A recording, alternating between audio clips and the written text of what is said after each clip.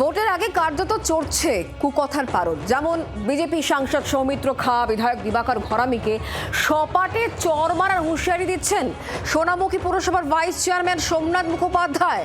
পুরসভার ভাইস চেয়ারম্যানের বিরুদ্ধে আবার সরব হয়েছে বিজেপি, তুঙ্গে রাজনৈতিক তরজা। আজকে সৌমিত্র বাবু দিবাকর বাবু এসে যখন রামের গল্প শোনায় তখন মনে হয় ওই সৌমিত্রকে দিবাকরকে সপাটে দুটো গালে থাপ্পড় মেরে বলি, আমাদেরকে কি বুঝবি রামের কথা? আমরা ব্রাহ্মণ পরিবারের সন্তান, জন্ম থেকে আমরা হিন্দু। তোদের মতো ধান্দাবাজদের কাছে আমাদেরকে হিন্দুত্বের কথা শুনতে হবে না। ভোটের আগে সমান তালে চলছে ধর্মযুদ্ধ।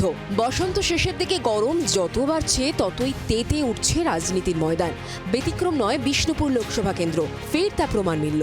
সোনামুখীর রথতলায় তৃণমূলের দলীয় কর্মসূচিতে বক্তব্য রাখছিলেন সোনামুখী পুরসভার ভাইস চেয়ারম্যান সোমনাথ মুখোপাধ্যায়। হিন্দুত্ব নিয়ে সুর চড়িয়ে বিজেপি সাংসদ ও বিধায়ককে সপাটে চর মারার হুঁশিয়ারি দিলেন তৃণমূল নেতা সোমনাথ মুখোপাধ্যায়। আজকে সৌমিত্র বাবু দিবাকর বাবু এসে যখন রামের গল্প শোনায় তখন মনে হয় ওই সৌমিত্রকে দিবাকরকে সপাটে দুটো গালে থাপ্পড় মেরে বলি, আমাদেরকে কি বুঝবি রামের কথা?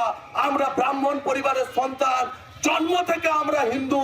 তোদের মতো ধান্দাবাজদের কাছে আমাদেরকে হিন্দুত্বের কথা শুনতে হবে না। বিরোধীকে আক্রমণ শোনাতে গিয়ে কি সীমা ছাড়িয়ে গেলেন না তৃণমূল নেতা? এই প্রশ্ন যখন উঠছে তখন নিজের বক্তব্যে অনড় সোমনাথ। আপনি বিজেপি বিধায়ক এবং বিজেপি সাংসদদের সপাটে চর মারার নিদান দিলেন। এটা আমার নিদান না, এটা সোনামুখী বিধানসভা মানুষের নিদান।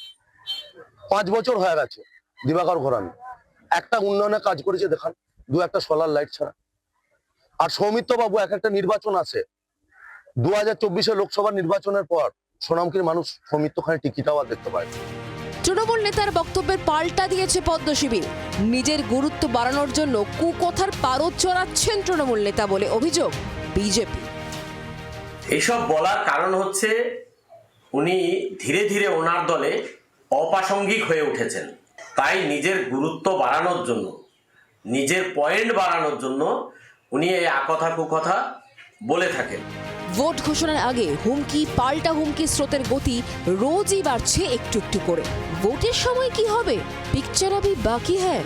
বাঁকুড়া থেকে মৃত্যুঞ্জয় দাসের রিপোর্ট, জি 24 ঘন্টা। বাংলার আওয়াজ, বাঙালির আবেগ, জি 24 ঘন্টা।